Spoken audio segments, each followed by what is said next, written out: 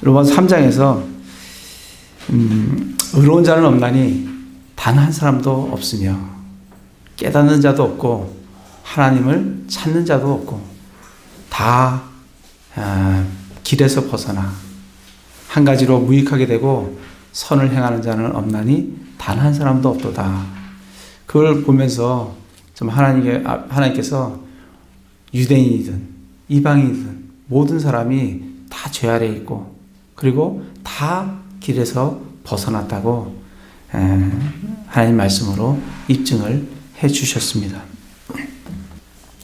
우리는 로마서 3장, 1장, 그리고 2장, 3장을 통해서 사람은 하나님 앞에 죄인이다라는 것을 우리가 알게 되었습니다.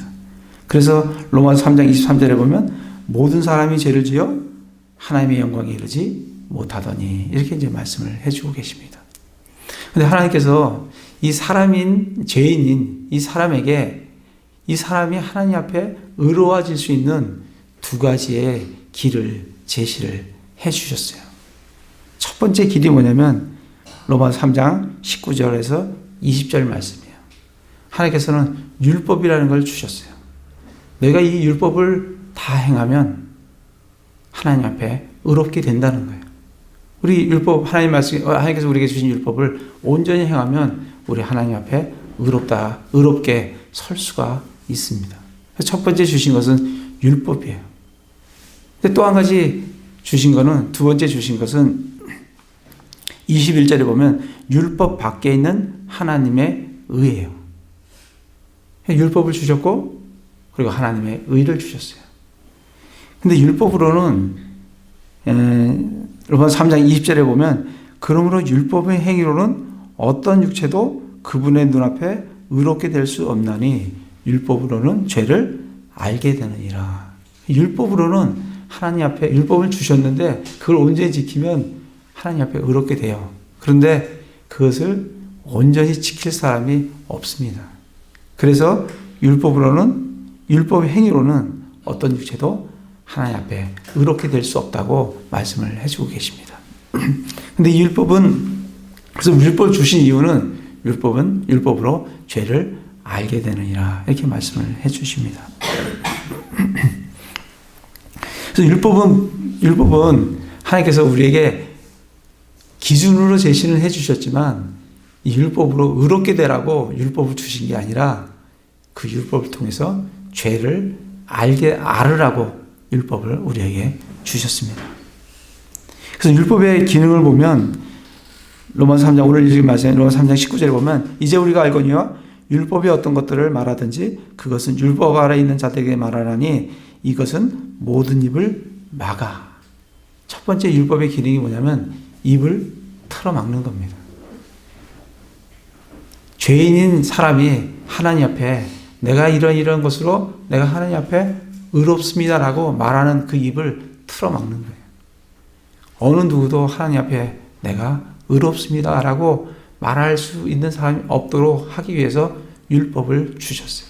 그래서 율법을 읽으면 내가 하나님 앞에 의롭구나 이렇게 아는 게 아니라 내가 하나님 앞에 죄인일 수밖에 없구나 하는 것을 철저히 깨달으라고 율법을 주신 거예요. 그래서 첫 번째 율법의 기능은 뭐냐면 입을 틀어막는 거예요. 두 번째는 온 세상이 하나님 앞에서 유죄가 되게 하려 함이니라. 그래서 모든 사람이 하나님 앞에 유죄다라는 것을 죄인이다라는 것을 알게 하기 위해서 율법을 주셨습니다. 그 세 번째는 20절에 보면 그러므로 율법의 행위로는 어떤 육체도 그분의 눈앞에 의롭게 될 수 없나니 율법으로는 죄를 알게 되느니라. 세 번째 율법의 기능은 뭐냐면 율법을 통해서 죄를 깨달아 알으라는 겁니다. 이게 영어로 보면 죄를 알게 되느냐가 the knowledge of sin이에요.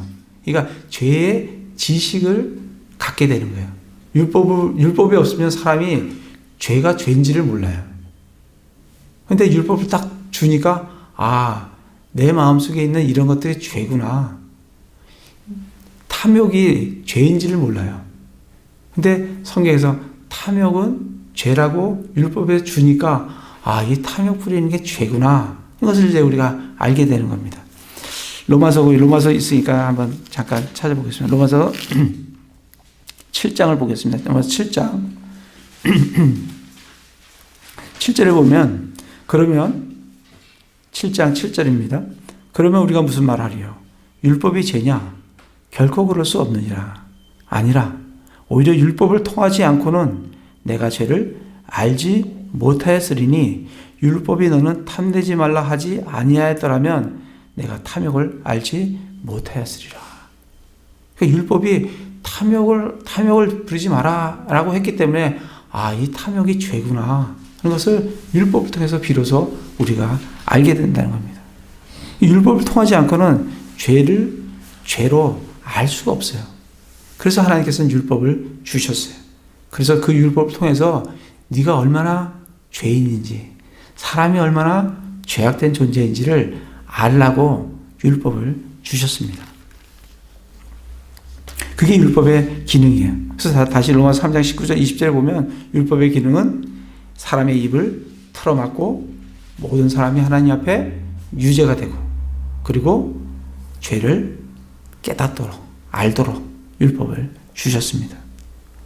율법의 또 한 가지 기능은 시편에 보면 나와요. 시편 19편 7절에 보면 율법은 완전하여 혼을 회심시키고 이렇게 나옵니다. 그러니까 율법의 기능이 또 하나는 뭐냐면 죄인으로 하여금 회심시키는 거예요. 그러니까 율법을 딱 듣고 나면 내가 하나님 앞에 죄인이구나. 그래서 그 죄로부터 돌아서서 하나님께로 향하는 기능을 하는 게 또 율법의 기능이에요. 너무 감사한 거죠. 정말 죄인이 죄를 깨닫고 하나님께로 돌아서는 게 율법의 기능입니다. 그래서 경건한 유대인들은 그렇게 명절에 그들은 큰 명절만 7개가 있는데 그 명절을 그렇게 기다립니다. 왜냐하면 그 명절과 명절 사이에 자기가 지었던 죄들이 너무나 많기 때문에 빨리 율법이 명절이 돌아와서 양 한 마리를 가지고 가는 거예요. 그 제사장한테 가서 그 양에게 자기의 죄를 다 전가시키는 거예요. 그리고 자기 죄를 싹 털어버리는 거예요. 그걸 소망합니다. 그래서 명절만 되면 양 한 마리 데리고 가요. 가서 자기 죄를 다 털어버리고 그렇게 하나님께로 다시 돌아서는 거예요.